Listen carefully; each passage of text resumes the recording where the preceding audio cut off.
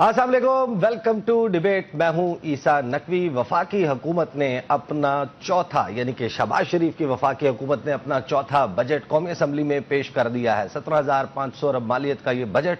اس budget میں کیا کچھ ہے؟ کیا پاکستان کی عوام کو کوئی ریلیف ملے گا؟ کیا تنخواہ دار طبقے کو ریلیف ملے گا؟ پاکستان کے مختلف سیکٹرز، ایگریکلچر، اس کے لیے کیا رکھا گیا ہے؟ کیا پاکستان کی معیشت اب ترقی کرتی ہوئی دکھائی دے رہی ہے؟ جس طریقے سے حکومت یہ دعویٰ کرتی ہے کہ ہم نے پاکستان کو اس بھنور سے نکالا ہے جس بھنور میں پاکستان موجود تھا، پاکستان کے معاشی اشاریے بہتری دکھا رہے ہیں، اب پاکستان کی معیشت درست سمت پر گامزن ہے، یہ ہیں وہ نعرے جو حکومت کی طرف سے لگائے جاتے ہیں۔ آج اسی طریقے سے وفاقی مشیر رانا ثناء اللہ صاحب، انہوں نے اس بجٹ کو عوام دوست اور ایک بیلنسڈ بجٹ قرار دیا۔ کیا کہا سنیے۔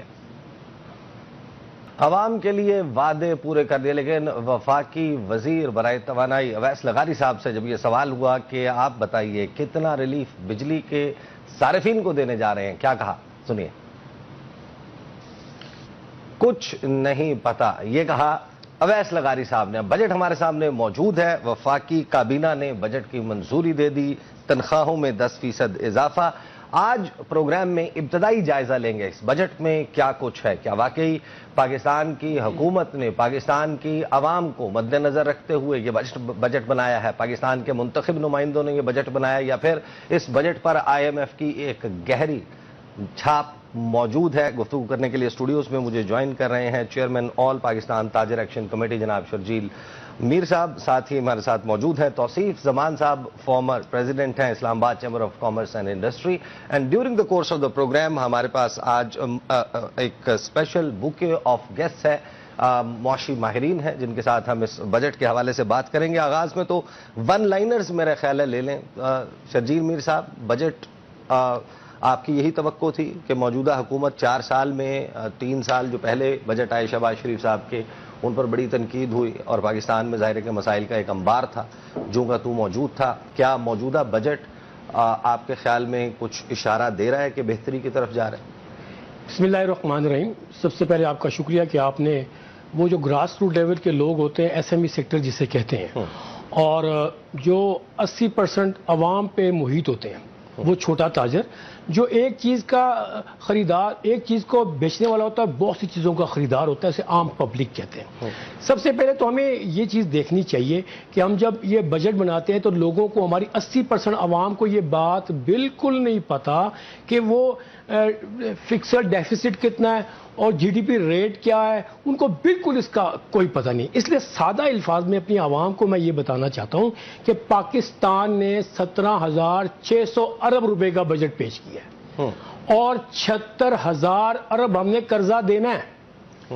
76,000 ارب ہم نے قرضہ دینا ہے۔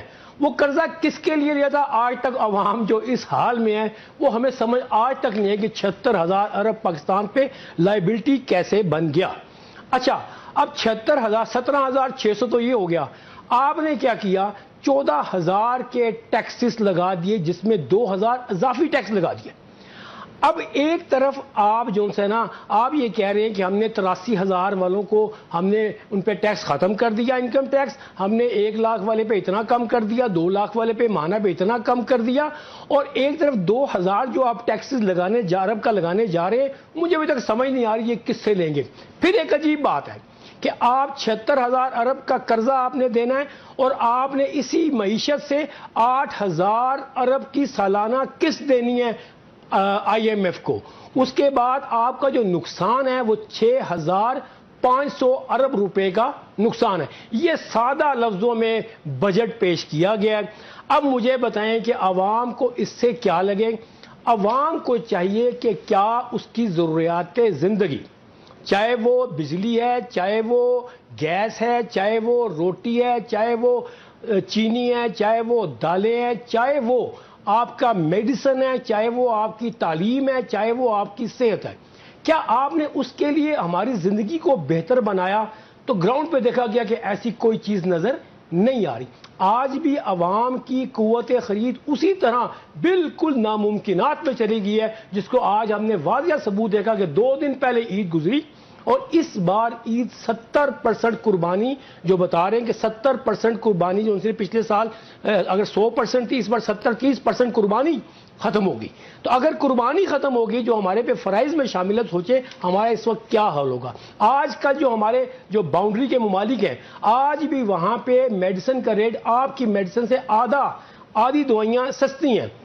آپ نے غریب کی زندگی میں آپ نے جو بجٹ بنایا، جو کہتے تو ضرور ہیں کہ عام آدمی کے لیے، اب اس کی وضاحت ہونی چاہیے کہ عام آدمی آپ کس کو سمجھتے ہیں. صحیح. توصیف صاحب آپ کے پاس آنے سے پہلے میں انٹروڈیوس کروا دوں، احسن مینتی صاحب نے بھی ہمیں جوائن کر لیا، M D C E O Arif Habib group. Warm welcome to the show. Ahsan مینتی صاحب آپ کے پاس میں آتا ہوں. توصیف صاحب، بجٹ آپ کے خیال میں ظاہر ہے کہ ایک فسکل سپیس کا ایشو ہے. پاکستان میں ابھی یہ تذکرہ کیا انہوں نے کہ 76,000 ارب کا اس وقت قرضہ ہے. جب شہباز شریف صاحب کی حکومت آئی، آئی ریمبر کہ it was around some where around 43,000. تو پاکستان نے اپنی ہسٹری میں ملا کر 43,000 کے ہندسے پر 43,000 ارب کے ہندسے پر پہنچے تھے، 76,000 ارب پر چلے گئے. فسکل سپیس کم ہے. حکومت کے پاس آمدنی کا جو تخمینہ ہے وہ 17,500 یا 600 ارب ہے، اور اس کو ایک حصوں میں بانٹ کر بتایا گیا کہ کس سیکٹر کے لیے کیا رکھا گیا. آپ کا امپریشن کیا ہے اس بجٹ کے حوالے سے؟ تھینک یو ویری مچ جی عیسیٰ بھائی. دیکھا یہ گیا ہے کہ جب بھی پاکستانی عوام کو کام کرنے کا موقع ملتا ہے تو وہ بیک ٹو ورک بھی ہوتے ہیں اور پرفارم بھی کرتے ہیں. ایک پورا سائیکلیکل امپیکٹ ہے کہ جب ہم نے دیکھا چینج آف گورنمنٹ ہوئی تو اکنامک ایکٹیویٹیز تھیں وہ ڈسٹرب ہو گئیں، اور اس سے ہم نے دیکھا ہمارے امپورٹس پہ بین آ گیا تھا، ایل سیز کھلنا مشکل ہو گئی تھی، ایکسپورٹ کے ایشوز آ رہے تھے، را مٹیریلز نہیں مل رہے تھے. لیکن گریجولی آہستہ آہستہ آہستہ ہم نے دیکھا اب ایل سیز بھی کھل رہی ہیں، جو یہاں سے ایکسپورٹس بھی ہو رہی ہیں اور امپورٹس بھی خاصی بڑی تعداد میں ہو رہی ہے. جو ایک پاکستانی عوام جو ہے وہ اگین بیک ٹو ورک ہو چکے ہیں. دوسرا جو ہماری انڈاکومنٹڈ اکانومی ہے وہ دوبارہ ہر کوئی اپنے کام پہ لگ گیا کہ ٹھیک ہے ہم نے احتجاج کرنا تھا کر لیا، ہم نے جھگڑا کرنا تھا کر لیا، ہم نے شور مچانا تھا مچا لیا، now let's get back to work. تو آپ دیکھیں گے کہ 2 سال پرانی ہیڈ لائنز اور آج کی ہیڈ لائنز میں خاصا ہمیں فرق نظر آتا ہے. اس کے بعد جو آپ نے دیکھا کہ جب یہ جو 10 مئی کو یہ پاکستان اور بھارت کے جو جنگ کا واقعہ پیش آیا، اس سے قوم میں اگین ایک یونٹی پیدا ہوئی، ایک اتحاد کی صورتحال نظر آئی، اور جو گیپس تھے ہمیں حکومت اور عوام کے درمیان وہ کم ہوتے نظر آئے. ہم نے دیکھا کہ پاک افواج اور عوام نے مل کے بھارت کا مقابلہ کیا، اور ہم نے ایک کامیاب بھارت کے ساتھ ایک سچویشن میں پریویل کیا.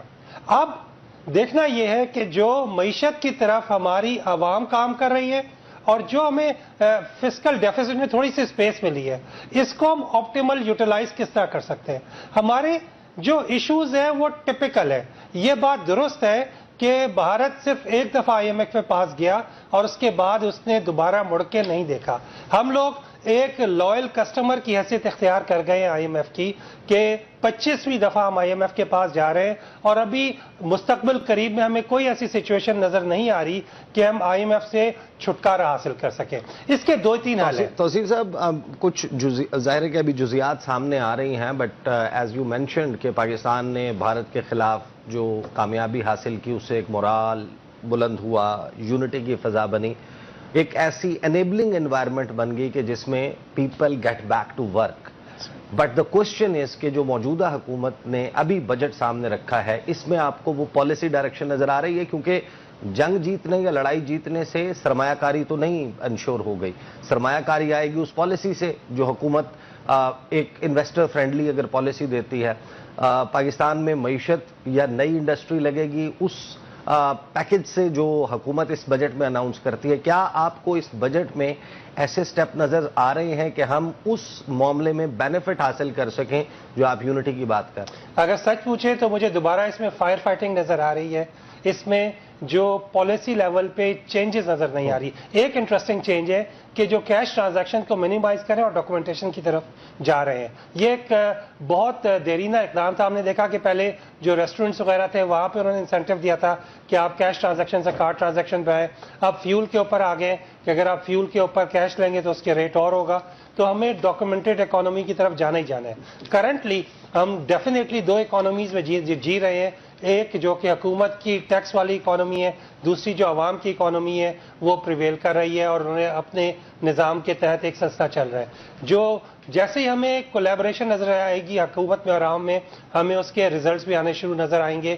ہم نے دیکھا کہ جہاں پہ ایک طرف ہماری جو ای کامرس ہے وہاں پہ پاکستانیوں نے بچوں نے اچھا کام کیا, گروتھ نظر آئی. دوسری طرف ہم نے دیکھنا ہے کہ کیا پالیسی چینجز ہیں کہ جو ہوں کہ وہاں پہ ہم آنے والے دنوں میں بہتری کی طرف دیکھ سکیں اور اس کو انجوائے کر سکیں. مثلا ہم افریقہ کی بات کرتے ہیں, سینٹرل ایشیا کی بات کرتے ہیں, یا ایکسپورٹ کے ریفنڈ کی بات کرتے ہیں. اگر ہم ریفنڈ سے جان چھڑا لیں تو ہمارے لیے یقیناً ایکسپورٹ کی طرف بہتری کی امید نظر آئے. صحیح, میں آپ کے پاس واپس آتا ہوں. احسن مہنتی صاحب, بجٹ آپ کا کیا امپریشن ہے اس بجٹ میں؟ کیا آپ کے خیال میں وہ جزیات آپ دیکھ پائے ہیں, ابھی تک ڈھونڈ پائے ہیں کہ جس میں جس طرح شرجیل میر صاحب کہہ رہے تھے کہ جو اسمال اینڈ میڈیم انٹرپرائزز ہے وہاں پر, اور جو پاکستان کا 80% طبقہ ہے, عوام ہے, جو بائر ہے, جو خریداری کرتے ہیں, ان کے لیے وہ کہتے ہیں کہ اس طریقے کا حوصلہ افزا بجٹ نہیں ہے جیسا کہ ہونا چاہیے. آپ کا کیا امپریشن ہے؟ دیکھیں, ایک تو یہ ہدف جو ہے ریکارڈ ہدف ہے, یہ تقریباً 17.6 ٹریلین کا بجٹ ہے. یہ ہدف ظاہر ہے 2-3 ایریاز کو جو ہے وہ فوکس کر رہا ہے. ایک تو گورنمنٹ کی جو P S D P allocation ہے, آئی تھنک کہ وہ 4.2 ٹریلین پر جا رہی ہے. آئی تھنک کہ وہ جو کنسٹرکشن سیکٹر ہے اس کو وہ ہیلپ کرے گا, ڈیولپمنٹ میں ہیلپ کرے گا. دوسری طرف اگر آپ دیکھیں تو یہ بجٹ کے اندر جو ہمارے پروجیکشنز ہیں, یعنی کہ G D P growth rate 4% تک اس میں اضافے کی بات ہے. آئی تھنک کہ اس کو بھی مثبت لینا چاہیے کہ ہماری جو جو گروتھ ہے وہ 2%, 2.5% کے قریب ہے. تو آئی تھنک کہ یہ ایک فوکس اس میں اس طرح سے بھی ہے کہ سیلریڈ کلاس جو ہے اس کی جو ٹیکس ہے اس کو 1% پر ایٹ لیسٹ 6 سے جو 12 لاکھ تک کی جو تنخواہ ہے, آئی تھنک کہ اس کو سیلریڈ کلاس کو اسپیشلی جو ہے وہ ہیلپ کیا گیا ہے. ڈاکیومنٹڈ جو عام آدمی ہے, آئی تھنک کہ اس کو کافی زیادہ پرابلم تھا. اس سے پہلے جو ہے یہ کافی زیادہ ٹیکس بن جاتا تھا. اب جو ہے یہ 1% پر, جو اس سے پہلے کوئی سلیب نہیں ہوتے تھے 1% کے. آئی تھنک کہ وہ ایک اچھی مثبت ڈائریکشن جو ہے کیپٹل مارکیٹ کے پوائنٹ آف ویو سے ہم نے دیکھا ہے کہ جو سپر ٹیکس ہے اس میں یعنی کہ بڑی کمپنیز کو فائدہ دینے کے لیے 0.5% جو ہے وہ سپر ٹیکس میں کمی جو دیکھی گئی ہے. آئی تھنک کہ اس کو بھی کافی زیادہ پازیٹیو ہم دیکھ رہے ہیں. آٹو سیکٹر کے لیے تھوڑا نیگیٹو ہے چونکہ 18% تک جی ایس ٹی کر دیا گیا ہے. بٹ اگر آپ دیکھیں تو پرسپیکٹو اسی طریقے سے ہے کہ کاربن ٹیکس کو جو ہے وہ عام آدمی پہ اس کا امپیکٹ پڑتا ہے. آئی تھنک کہ اس حساب سے جو ہے وہ پیٹرول پر عائد کیا گیا ہے تو پیٹرول پرائسز بڑھیں گی. لیکن اگر آپ پورا پرسپیکٹو اس کے اندر دیکھیں تو اس کے اندر ہماری انفلیشن بھی ہم 7.5% تک جو ہے وہ ایکسپیکٹ کر رہے ہیں آنے والے وقت میں. گروتھ کے علاوہ اگر ہم دیکھیں تو جو اوور آل جو پرسپیکٹو ہے وہ یہ ہے کہ عام آدمی کو سیلری کے جو کم ٹیکس ریٹ لگنے پر کافی مثبت اور یعنی کہ فائدہ مند بات ہوگی. ریئل اسٹیٹ کی ڈیولپمنٹ کے لیے اگر آپ دیکھیں تو اس کے اندر جو ہے ہم نے دیکھا ہے کہ جو ٹیکس ریٹس ہیں اسپیشلی اے پی ڈی کو ختم کیا گیا ہے اور ٹیکس ریٹ جو پرچیز پر ہیں اس کے اندر کمی خاطر خواہ کمی کی گئی ہے. تو ظاہر ہے ہاؤسنگ سیکٹر کو بھی یعنی کہ ریئل اسٹیٹ کا ایک پروجیکٹ دیا پیکج جو ہے وہ اپروو کیا اسی فیڈرل بجٹ کے اندر. تو اس حساب سے دیکھا جائے تو عام آدمی جو ہے ہاؤسنگ کی طرف جاتا ہے یعنی کہ چھوٹا گھر خریدتا ہے, اس کی سیل پرچیز پر جو عائد ٹیکسز ہیں اس کے اندر خاتمہ کیا گیا تھا. لیکن جو اوپر پرچیز پر جو عائد ہے اے پی ڈی اس کے اندر جو ہے وہ اس کو ختم کیا ہے جو ٹرانسفر پر ہوتی ہے. آئی تھنک کہ کافی حد تک جو ہے وہ عام آدمی کو اس میں جو ہے وہ فائدہ ہوگا. تو اوور آل پرسپیکٹو اس کا یہی ہے کہ چیز آئی ایم ایف پروگرام میں ہم تھے تو اس آئی ایم ایف پروگرام کے اندر ہوتے ہوئے کافی مثبت طریقے سے جو ہے وہ ڈیل کیا گیا ہے اور آئی تھنک کہ اس حساب سے کافی ڈیولپمنٹ پہ بھی جو ہے ترجیحات دی گئی. آپ نے مینشن کیا پیٹرولیم پروڈکٹس کا. گورنمنٹ جو ہے over a period of time ہم نے اب یہ دیکھا ہے کہ خاص طور پر جو پی ڈی ایل ہے اس کی مد میں جو ریسنٹ ٹرینڈ ہے کہ آپ پہلے تو یہ کرتے تھے انٹرنیشنل مارکیٹ میں پرائسز بڑھیں آپ نے بڑھا دیں, انٹرنیشنل مارکیٹ میں کم ہوئیں آپ نے کم کر دیں. لیکن گورنمنٹ گاٹ دس لائسنس کہ وہ بڑھا دیتی ہے پی ڈی ایل اور انٹرنیشنل مارکیٹ میں گئی ہے قیمت نیچے, اس کا ریلیف پاکستان کے عوام کو اب ٹرانسفر نہیں ہوتا. اس صورت میں کہ جب پیٹرولیم پروڈکٹس کی پرائسز اوور آل ایک بہت بڑا برڈن عوام کے اوپر پڑ جاتا ہے کیونکہ اس کے الائیڈ جو چیزیں ہیں ان کی پرائسز ہر چیز جو ٹرانسپورٹ کے ذریعے ایک جگہ سے دوسری جگہ منتقل ہوتی ہے. ڈونٹ یو تھنک کہ اس بجٹ میں اس معاملے کو اس میکانزم کو پراپرلی ایڈریس کیا جانا چاہیے تھا کہ یہ جو پیٹرولیم پروڈکٹس کی پرائسز ہیں ان کو اوپر نیچے کیسے کیا جائے گا؟ دیکھیں، ایک تو یہ ہم آئی ایم ایف پروگرام کے اندر ہیں، اس کے اندر ہمارے کچھ بھی نکات ہوتے ہیں، سجیشنز ہوتے ہیں، کافی ڈیفیکلٹ ہوتے ہیں آئی ایم ایف کے ساتھ منوانا. اسپیشلی اگر آپ دیکھیں تو جو یہ جو پیٹرولیم پروڈکٹس ہے اس کے اندر ہم دیکھیں تو 2.5 کا جو ہے وہ کاربن ٹیکس جو ہے وہ لگایا گیا ہے. آئی تھنک یہ جو سجیشن ہے وہ فلی آئی ایم ایف کی طرف سے جو ہے سجیشنز آتے ہیں کہ جہاں پر انڈائریکٹ ٹیکسیشن کی مد جو ہے کافی زیادہ بڑھتی چلی جا رہی ہے. تو یو آر رائٹ کہ ہم جو ہے وہ بینیفٹ نہیں لے سکتے جو آئل پرائسز انٹرنیشنلی کم ہوتی ہیں، کیونکہ اس کے اندر آئی ایم ایف کے اپروول ہمیں لینے پڑتے ہیں اگر جس طرح کی بھی ہم کمی کرتے ہیں. But at the same time ہم اگر آپ دیکھیں تو جو گاڑی کی فروخت ہے اس پر بھی جو ہے جی ایس ٹی اس کے اندر اضافہ کیا گیا 18% تک اس کو، یعنی کہ تمام ہائبرڈ کار بھی ہو گئی ہیں 600 سی سی کار یا زیادہ سی سی کار اس کے اوپر جو ہے وہ عائد جو ہے وہ ہم نے دیکھا ہے کہ جی ایس ٹی لگا ہے. تو اس پوائنٹ آف ویو سے دیکھا جائے تو جو ٹرانسپورٹیشن ہے اس کے لیے تھوڑا نیگیٹو ہے، یعنی کہ آٹو سیکٹر کے لیے تھوڑا نیگیٹو بجٹ دیکھا گیا ہے. بٹ ظاہر ہے سیلری کلاس کو جہاں پر بینیفٹ دے سکے ہیں وہاں پر دیا بھی گیا ہے. تو آپ کا بات بالکل ٹھیک ہے کہ ہمیں آئل پرائسز کے کم کی جو بینیفٹ ہے وہ نہیں ملتا پورے طریقے سے، اور اس کے اندر اس کی مین وجہ یہی ہے، وجوہات ہیں وہ جس کے اندر ہم آئی ایم ایف پروگرام میں ہیں اور آئی ایم ایف اس کا اپروول ہمیں نہیں دیتا تو ہم آئل پرائسز کو کم نہیں کر سکتے. صحیح، ٹھیک ہے. میرے ساتھ ہی رہیے گا احسن مینتی صاحب.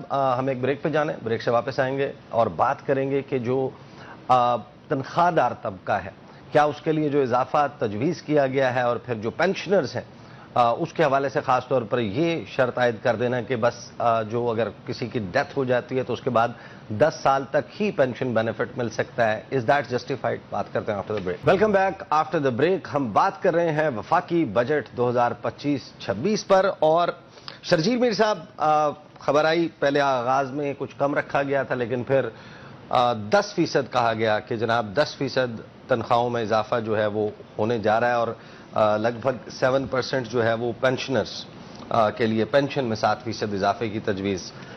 گیون کہ اس وقت over a period of last 4 years جو اخراجات بڑھ گئے ہیں، 10% اضافہ انف ہے کسی بھی تنخواہ دار شخص کے لیے؟ دیکھیں، میں یہ سمجھتا ہوں کہ جس طرح مہنگائی بڑھ رہی ہے، جس طرح مہنگائی کو کنٹرول نہیں کر سک رہے، اس میں 10% اضافہ بالکل اونٹ کے منہ میں زیرے کے مطابق ہے. جی آپ کو کم سے کم سیلری پرسن جو چھوٹے سیلری پرسن ہیں، ہوتا کیا اس ملک کے اندر، اس ملک میں ہوتا یہ ہے کہ جو یہاں پہ بڑا سیلری پرسن ہے اس کی تنخواہ اور آپ کے چھوٹے سیلری پرسن کی تنخواہ ایک ہی ریٹ میں بڑھائی جاتی ہے.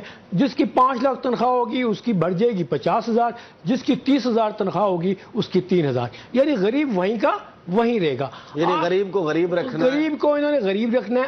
اب یہ دیکھیں، مجھے ایک عجیب بات ہے کہ ہمارا پارلیمنٹیرین آتا ہے، اس میں دیکھیں بڑی اس کو پازیٹیو لینا ہے.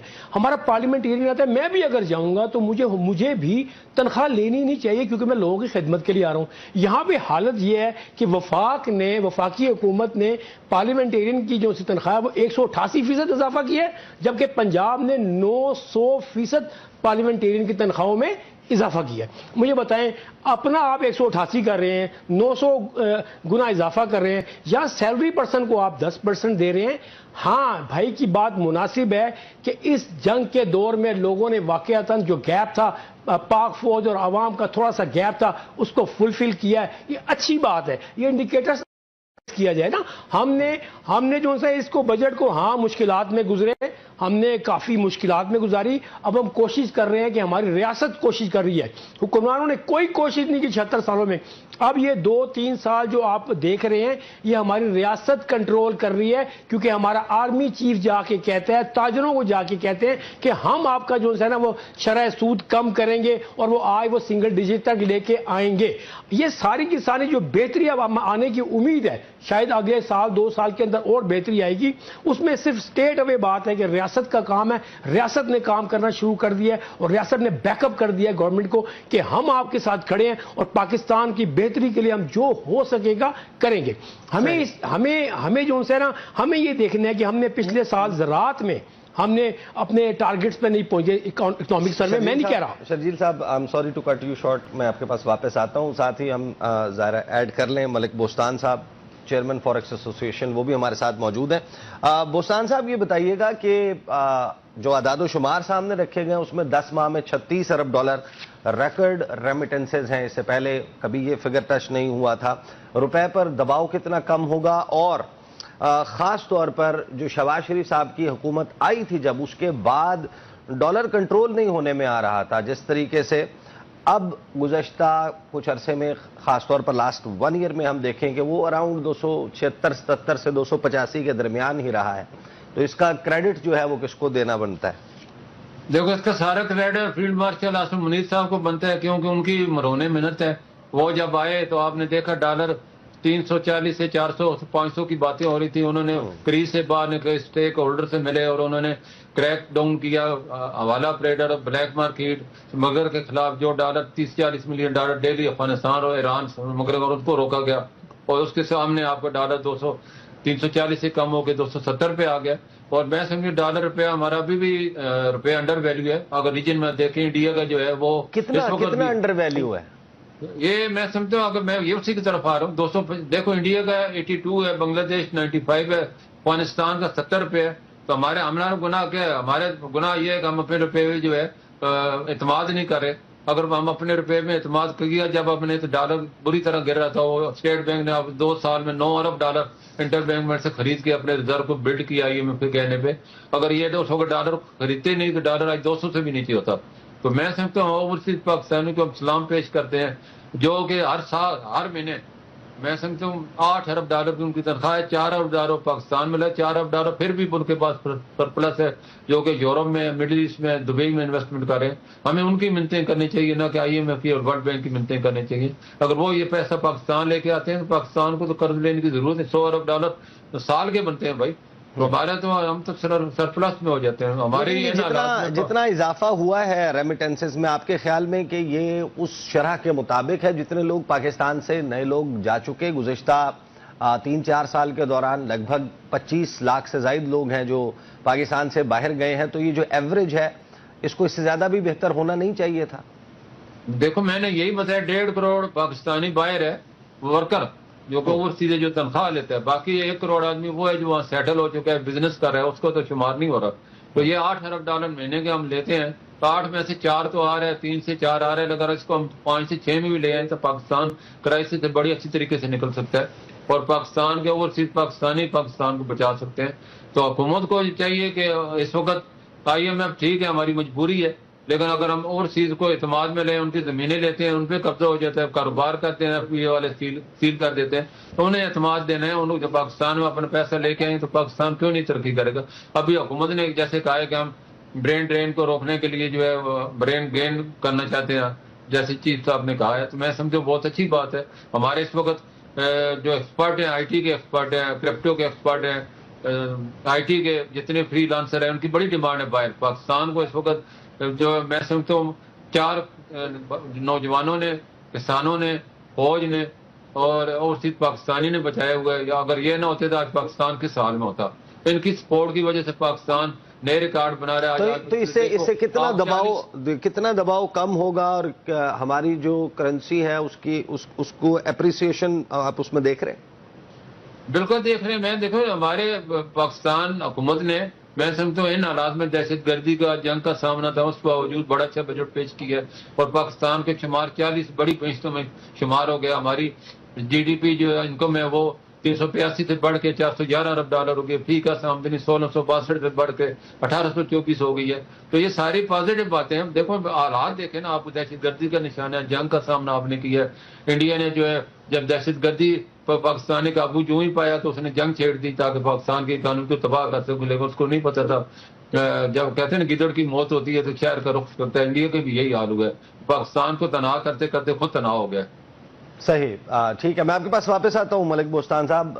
توصیف زمان صاحب، اب خبر ہمارے سامنے موجود ہے کہ شریک حیات کے انتقال کے بعد فیملی پینشن کی مدت 10 سال تک محدود کر دی گئی، جسٹیفائڈ؟ اچھا، جو یہ پینشن کے مسائل ہے نا، یا جو سرکاری ملازم ہے، اوور آل پاکستان کی جو لیبر فورس ہے اس میں سرکاری ملازمین کی تعداد بہت تھوڑی سی ہے، تو جو یہ والے ایشوز ہیں نا، یہ آپ کے اوور آل بجٹ کو امپیکٹ نہیں کرتے۔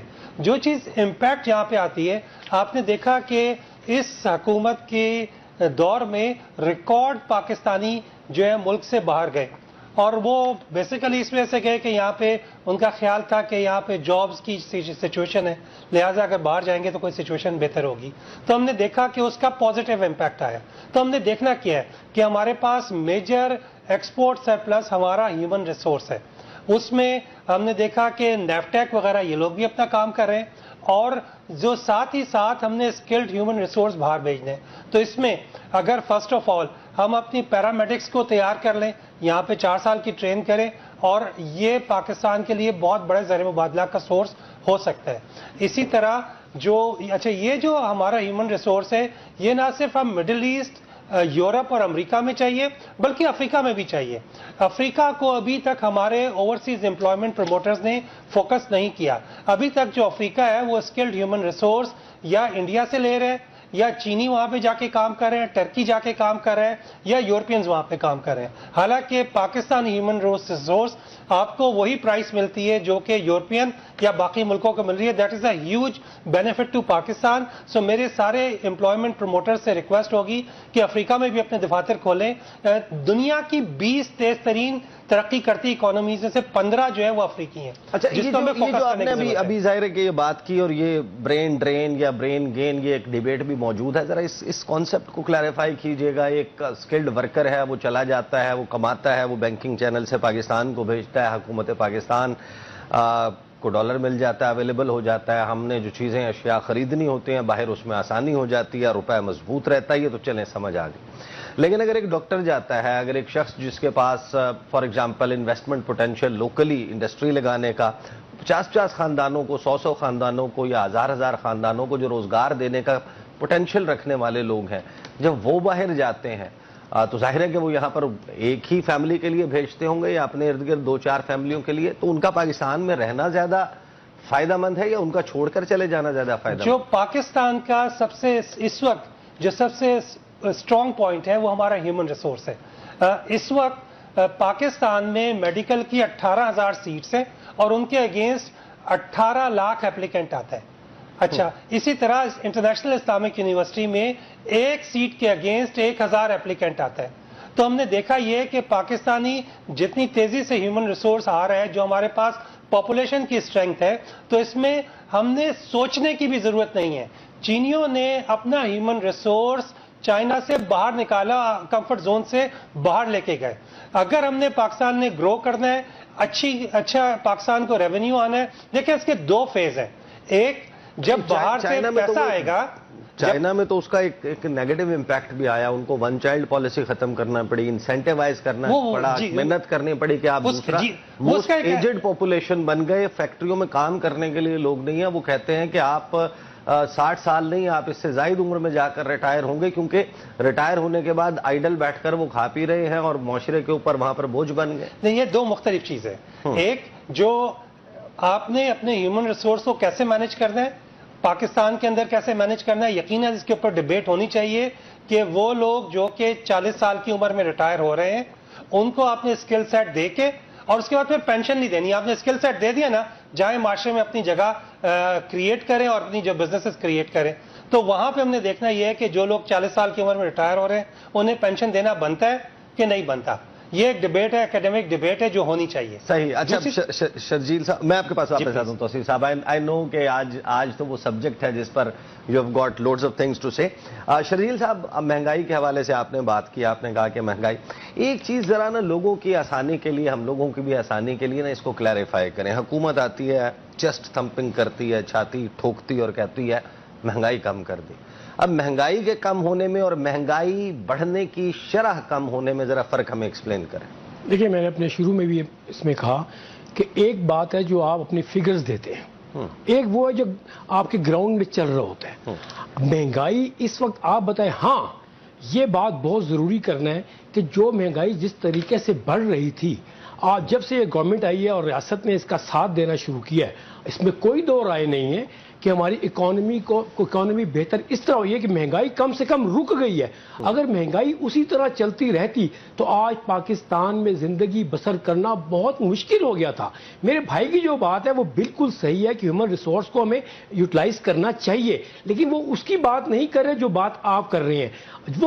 وہ تاجر جو کم سے کم یہاں پہ ایک عام تاجر, چھوٹا تاجر ہے, 50 بندے کو روزگار دے سکتا. اب ابھی سوچ لینا, یہاں پہ 80% تاجر ایسے بھی ہیں جو آپ اس کو 50% کر لیں, جو 8-9 کروڑ روپیہ رکھتے ہیں. ان کا باہر جانا بہت غلط ہے, کیونکہ آپ کو ان کے 8-9 کروڑ کو اپنے پاکستان کے اندر آپ نے اس کو ایسی فیسیلیٹیٹ کرنا ہے, وہ چھوٹی انڈسٹری کو بوسٹ کرنا ہے تاکہ وہ چھوٹی انڈسٹری لگا سکے اور آپ کے لوگوں کے لیے روزگار بھی مہیا کرے گا, معیشت کا پہیہ بھی چلائے گا. اور اس سے کیا ہوگا, اس کے لیے آپ کو صرف SIFC بنانا ضروری نہیں ہے, اس کے لیے آپ کو اس کے ساتھ پورا تعاون کرنا پڑے گا. کیا اس کو بجلی کا ریٹ علیحدہ ہوگا, اس کی گیس کا ریٹ علیحدہ ہوگا, خام مال پہ ڈیوٹی کم ہوگی, تاکہ وہ جو ہے آپ کی جتنی بیرونی آپ کی جو ایکسپورٹ ہو رہی ہے ان کا مقابلہ کر سکے, تاکہ ہماری ایکسپورٹ بڑھے. آج دیکھیں آج آپ کی فٹ بال کی, چمڑے کی ایکسپورٹ بہت کم ہو چکی ہے. اس میں کیا قصور ہے کہ آپ نے بجلی, آپ نے گیس کو سستا نہیں کیا. اسی طرح پچھلے سال زراعت میں آپ نے جو ٹارگٹ رکھے تھے وہ آپ اچیو نہیں کر سکے. پچھلے سال کی بھی جو ٹریجیکٹری ہے, پچھلے سال جو آپ نے زراعت میں آپ نے رکھے تھے وہ آپ اچیو نہیں کر سکے. لیکن پھر آپ نے اس سال کیا, اس سال آپ نے پھر وہاں پہ 5% کھاد پہ اور وہ زہریلی جو ان کی دوائیات ہے اس پہ 5% آپ نے وہ لگا دیا. سمجھ سے باہر ہے کہ جو آپ کے کھاد کے ویسی ٹارگٹ پوری کر سکے پھر آپ کو لگانے کی کیا ضرورت تھی. ایک انسان کو, ایک پاکستانی کو سہولت مل گئی ہے کہ بجلی مہنگی ہو گئی ہے, سولر آ گیا, سولر لوگوں کی سہولت کے لیے بنا. آپ کو اس کو پروموٹ کرنا چاہیے تھا, آپ کو کہنا چاہیے تھا کہ تاکہ آپ خود تو جان چھڑا نہیں سکتے IPP سے. اس سے یہ ہوتا کہ آٹومیٹکلی جب لوگ تمام سولر پہ آ جاتے اور لوگوں کی سہولت مہیا ہو جاتی. آپ نے سولر پہ 18% رکھنے کی تجویز دے دی. پھر آگے یہ بھی سنا جا رہا ہے کہ آپ نے 9 روپے پر یونٹ جو سے وہ آپ سے لیں گے. دیکھیے اس طرح کے اقدامات جو سے ہیں وہ انسان جو آپ یہاں پہ انسان زندگی بسر کر رہا ہے اس کے لیے مشکلات کریٹ کر رہے ہیں. آپ آج بہت سا طبقہ, آپ کی ورلڈ بینک کی رپورٹ ہے جی کہ 44.5% غربت کی لکیر سے زندگی نیچے بسر کرتے ہیں پاکستان کے اندر. اور پھر آپ کہہ رہے ہیں کہ وہی ورلڈ بینک کہہ رہا ہے کہ $400 ارب کا آپ نے وہ آپ کا اکانومی ہو چکی ہے. ہمیں سمجھ نہیں آ رہا, اکانومی بڑھ گئی ہے اور پاورٹی آپ کی جو لکیر ہے اس سے نیچے چلے گئے ہیں لوگ. یہ اعداد و شمار مجھے تھوڑا سمجھا دیں, شاید معیشت دان مجھے سمجھا دیں گے, میں جا کے اپنے لوگوں کو سمجھا دوں کہ یہ فرق کیسے آتا ہے کہ آپ کی غربت کے لوگ نیچے جا رہے ہیں اور آپ کا وہ حجم آپ کا بڑھتا جا رہا ہے اکانومی کا. مجھے بریک پر جانا ہے. آپ نے جو سولر کی بات کی, obviously there is a different dimension to it as well, کہ ماضی میں ہم ایسے IPPs لگا بیٹھے, کیپیسٹی پیمنٹ, کیپیسٹی چارجز کے بد میں ارب روپے بلکہ ڈالرز میں جو ہے ان کو پے کرنا پڑتا ہے. عوام اگر اپنی بجلی بنا لے گی, وہ بجلی گھر جو ہیں وہ بند رہیں گے, حکومت نے ان کو پیسہ دینا ہے. تو جو نہیں لگا پائے گا سولر پینل, پھر اس کو وہ کیپیسٹی پیمنٹ جو چارجز ہیں اس کی مد میں جتنا مہنگا یونٹ ملے گا. تو جن لوگوں نے نہیں لگایا ان کا کیا قصور ہے. اور پھر ظاہر ہے there is always a political dimension. Break لیں گے, بریک سے واپس آئیں گے تو اس کی پولیٹیکل ڈائمنشن پر بھی بات کریں گے after the break. Welcome back. After the break ہم بات کر رہے ہیں وفاقی بجٹ 2025-26 کی, اور اسے پریکٹیکلی 3 سیاسی جماعتیں ہیں جن کی کل ملا کر پاکستان پر حکومت ہے. پاکستان تحریک انصاف, پاکستان مسلم لیگ نواز, پاکستان پیپلز پارٹی 2 صوبوں میں, سندھ اور بلوچستان, جہاں کے بجٹ ابھی آنے ہیں صوبائی بجٹس. پنجاب اور وفاق مسلم لیگ نون کے پاس, اور پھر خیبر پختونخوا پاکستان تحریک انصاف کے پاس. تو ایک کمپٹیشن بھی ہے ایک طریقے سے سیاسی جماعتوں میں کہ کون کیسا بجٹ دے رہا ہے. لیکن حیران کن طور پر علیمہ خان صاحبہ نے آج جو گفتگو کی ہے, 2 بہنوں کی ملاقاتیں ہوئی. علیمہ خان صاحبہ کی نہیں ہوئی. عمران خان سے ملاقات کے بعد انہوں نے بتایا کہ بجٹ تو تب پاس ہوگا جب ماہرین کی ٹیم عمران خان سے ملاقات کرے گی. کیا کہا انہوں نے, سنی. تو پھر ان کی اگر مشاورت سے بجٹ ہونا ہے اور بجٹ نہیں ہوتا in case the government goes, یعنی اس ایکسٹینٹ کے اوپر کیا یہ معاملہ جا سکتا ہے.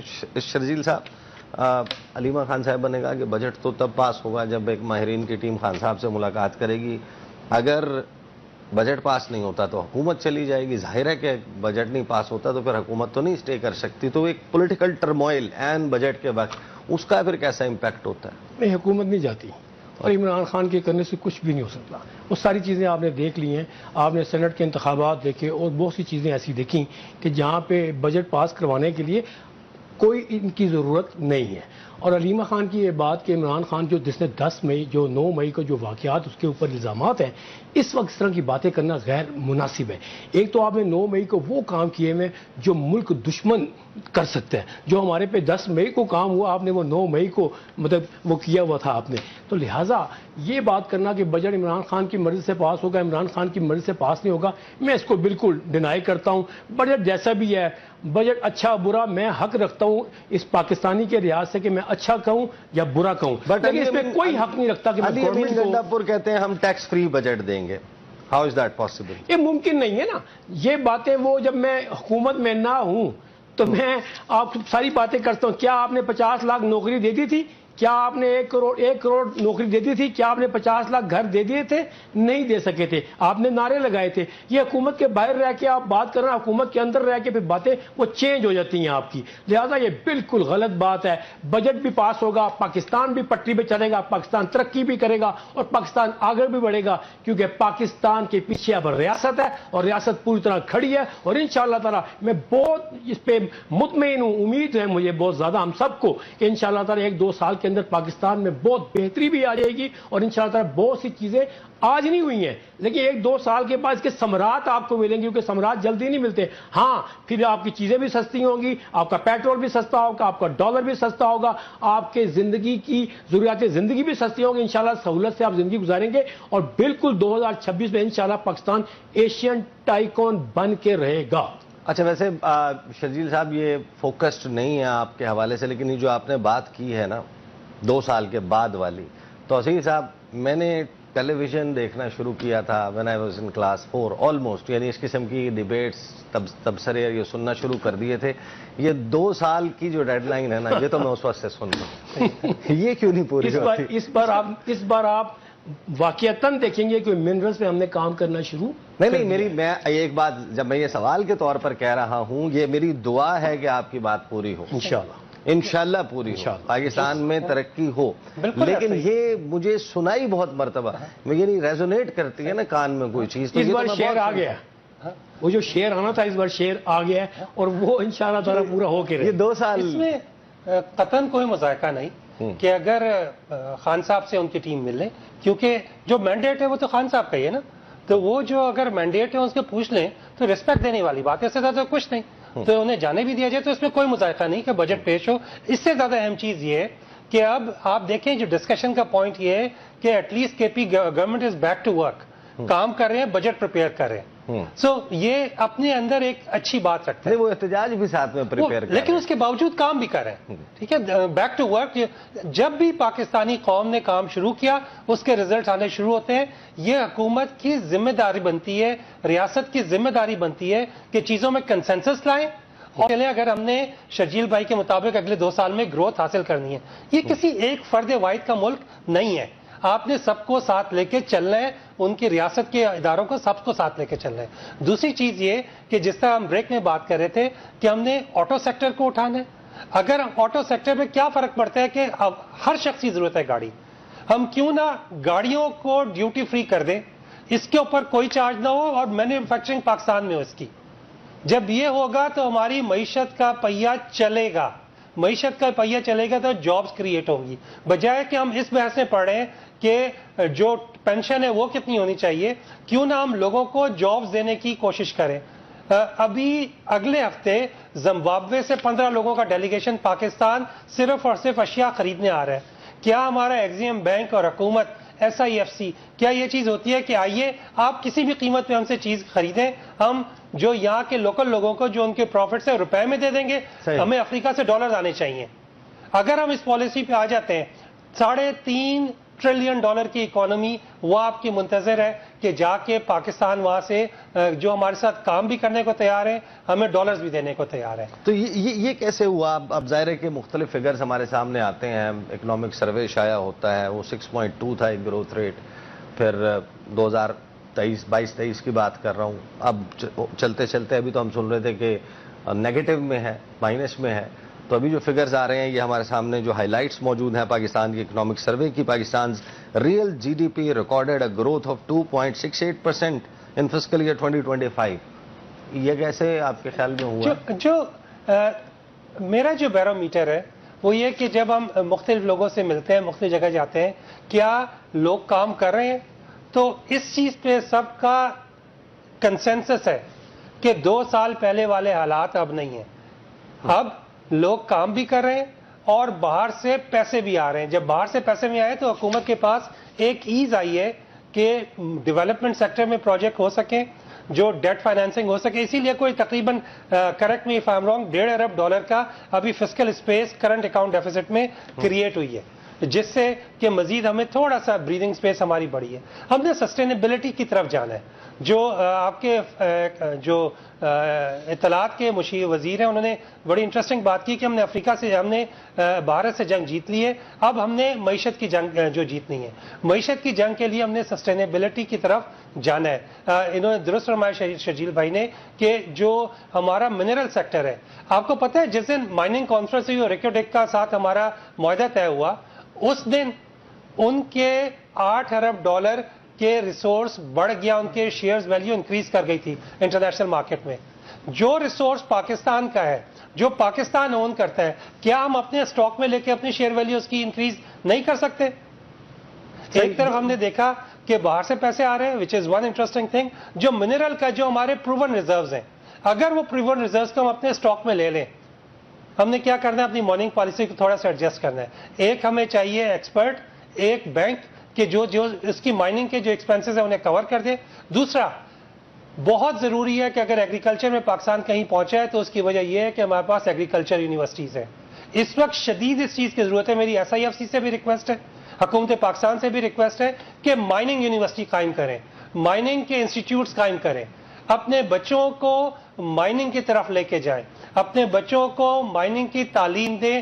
انویسٹمنٹ میں جہاں آپ ریئل اسٹیٹ میں انویسٹ کر رہے ہیں وہاں پہ آپ مائننگ میں انویسٹ کریں. آپ نے مینشن کر دیا ایگریکلچر کا. اب ہم تو دیکھ رہے ہیں کہ خاص طور پر جو پنجاب میں ریسنٹلی ہم لوگوں کو بھی ظاہر آنے جانے کا اتفاق ہوتا ہے. کسان تو کہہ رہے ہیں کہ ہمارے ساتھ تو بربادی ہوگی، 1900 روپے پہ ہماری گندم رول رہی ہے. تو اس کا جو ایک نیگیٹو امپیکٹ ممکنہ طور پر آ سکتا ہے، وہ کیسے پاکستان کی اکانومی جس کو ایگرو بیسڈ اکانومی کہا جاتا ہے، تو وہ کیسے گرو کرے گی؟ دیکھیں، جب سے میں پھر یہ بات کہوں گا، یہ کہنا پھر بار بار ایک بات کرنا، جب سے ریاست نے اس کو سنبھالا ہے کہ ہم نے پاکستان کیونکہ ایگریکلچر ملک ہے، ہم نے اس کو بہتری کی طرف لے کے جانا ہے. اور وہ مجھے لگتا ہے کہ ان کو اس بجٹ میں انسینٹیو دینے چاہیے تھے ان کو. کیا کسان ہماری اس وقت دیکھیں 3 لوگ ہیں جو پاکستان کی اکانومی میں بہتر طریقے سے کام کر سکتے ہیں. ایک کسان ہے، ایک تاجر ہے، ایک انڈسٹریسٹ ہے. ان تینوں کو آپ نے اسٹیک ہولڈرز کو اپنے ساتھ بٹھانا ہے. اصل میں دیکھیں، میں پھر بار بار ایک بات کہتا ہوں، بڑی آرام سے واضح طور پہ میری بات سمجھنے والی ہے عوام کو. میرے دو بیٹے ہیں جی، اور میری ایک دکان ہے. ایک بچہ وہ ہے جو 10 سال میٹرک پڑھ کے دکان پہ بیٹھ کے اور دکان کے معاملات کو بڑی اچھی طرح جانتا ہے. ایک وہ بچہ جو چارٹر اکاؤنٹنٹ یا MBA پڑھ کے آتا ہے اور دکان پہ بیٹھتا ہے، تو شاید وہ دکان کو اتنی اچھی طرح سنبھال نہ سکے اور سنبھال سکتا نہیں ہے، کیونکہ اس کا ایکسپیرینس اتنا زیادہ ہوتا ہے جو اس میں بیٹھ کے اس کو دیکھتا ہے ہم نے کس طرح لے کے چلنا ہے. اس طرح پاکستان کو ایسے لوگوں کی ضرورت ہے، دیانتدار لوگوں کی ضرورت ہے، اور یہ بابوں سے نکلنے کی ضرورت ہے. وہ ہماری اکانومی ڈاکومنٹڈ کروانے وہ ہماری اکانومی جو ڈاکومنٹڈ کروانے جا رہے ہیں، ان کی اتنی اکانومی ڈاکومنٹڈ نہیں ہے، کیونکہ ان کی دیواروں سے 50 ارب روپیہ نکلتا ہے. ان سے بچ کے ایسے ایماندار لوگوں کو لانا چاہیے جو اس ملک کو چلانا جانتے ہیں. جو کسان ہے، جہاں پہ ایک طرف ریاست کی ذمہ داری ہے کہ انہیں فیسیلیٹیٹ کرے، ساتھ ہی ساتھ ریاست عوام کی اور کسان کی ذمہ داری ہے کہ نئی ٹیکنالوجیز کو امپارٹ کرے.